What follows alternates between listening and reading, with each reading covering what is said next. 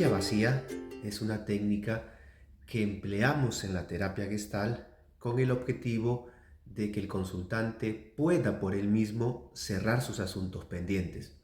Es decir, gracias a esta técnica, la persona puede explorar y encontrar una resolución a sus conflictos de origen relacional o los conflictos consigo misma. Para facilitar el aprendizaje de esta técnica, la dividimos en 5 momentos. El primer momento o esta primera fase está destinada a facilitar que el consultante se dé cuenta si el conflicto que está vivenciando es de origen interpersonal o de origen intrapersonal. El primero hace referencia a los conflictos que tenemos con otras personas que pueden estar con vida o no, y el segundo hace referencia a los desacuerdos que la persona puede tener con ella misma. Cubierto el objetivo anterior de identificar si el conflicto que el consultante está vivenciando es de origen interpersonal o intrapersonal, pasamos a un segundo momento, conocido como presentación de los personajes que están en conflicto. En esta segunda etapa, le proponemos al consultante que pase a ocupar una de 2 sillas que tenemos destinadas para este tipo de trabajos. El consultante se va a sentar en una de ellas y en la silla que está enfrente vacía va a colocar a la persona con la que está en conflicto o la parte de sí mismo con la que está en desacuerdo. Vale la pena recalcar que cuando estamos en conflicto con una persona del entorno, no estamos peleados con la persona en totalidad, sino que estamos en desacuerdo o en conflicto con alguno de sus rasgos.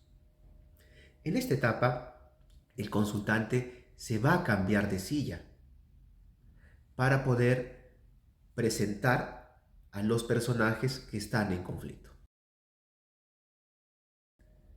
Cubierto el objetivo anterior, donde las partes o los personajes en conflicto se han dado a conocer, ingresamos a un tercer momento, llamado despliegue de lo conflictivo.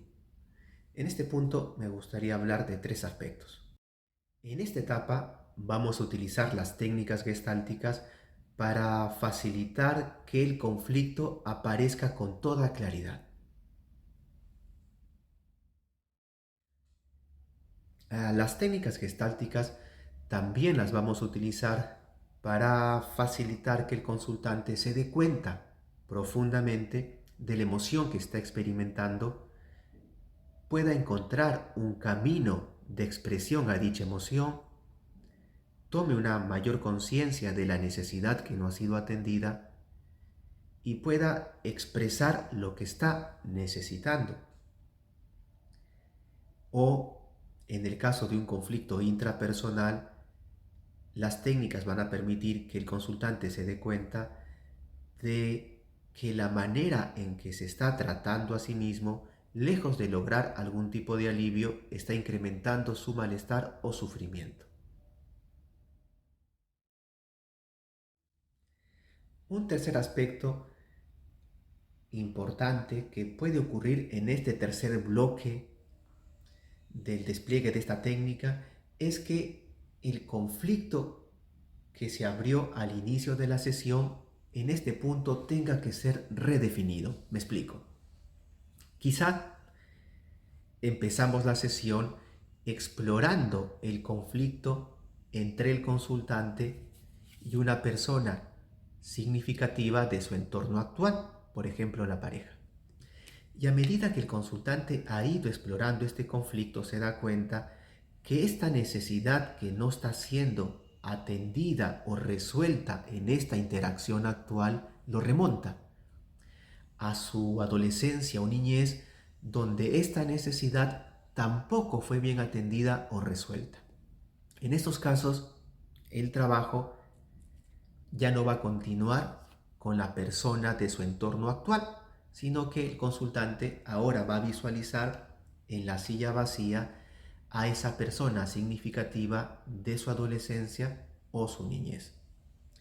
También podría ocurrir, siguiendo con el ejemplo, de que empezamos la sesión desplegando el conflicto del consultante con una persona de su entorno actual, significativa, obviamente.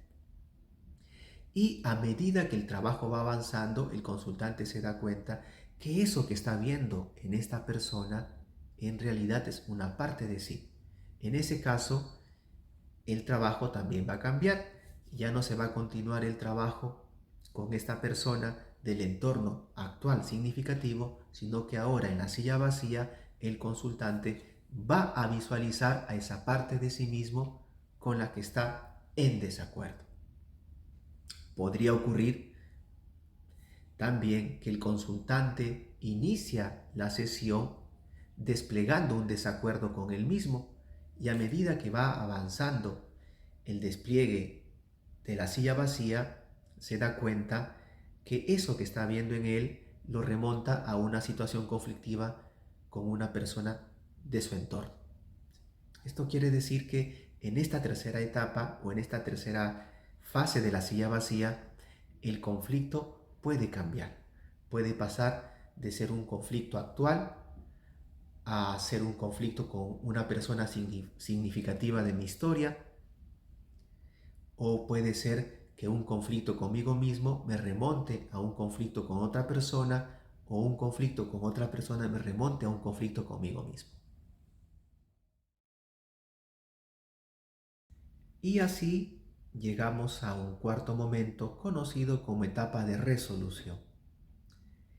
En esta fase, el consultante va a probar caminos resolutivos a su conflicto. Por ejemplo, en algunas sesiones, el consultante se animará a expresar un fuerte caudal emocional. En otras, el consultante se dará cuenta de la herida emocional que quedó a raíz de una necesidad que no fue bien atendida y empezará a probar caminos de autorreparentalización o de resignificación de dicho momento.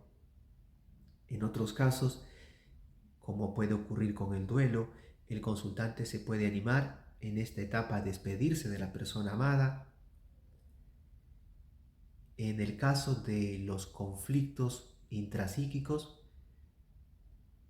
puede ocurrir que la voz culpadora interior y la parte culpada, el avergonzador interior y la parte avergonzada, el asustador interior y la parte asustada, el devaluador interior y la parte devaluada, etc., descubran una nueva forma de relacionarse. O mis conductas polares encuentren algún camino de integración. Mi parte egoísta aprendiendo de mi parte generosa y mi parte generosa aprendiendo de mi parte egoísta. La quinta fase o la quinta etapa en el despliegue de la técnica de la silla vacía hace referencia a este último diálogo que se va a dar entre quien consulta y el terapeuta con el objetivo de revisar qué aprendizajes se han ido dando durante el despliegue de la silla vacía, qué es lo que el consultante se lleva. Y se dedica un tiempo también a revisar cómo se ha sentido el consultante con nosotros, cuáles son las necesidades o la necesidad que se ha ido cubriendo en esta interacción. Si deseas aprender el manejo de esta técnica para tus sesiones de terapia, te invito a participar de nuestro curso de entrenamiento. Este se da en el formato virtual y en el formato presencial. Las fechas están al final de esta publicidad.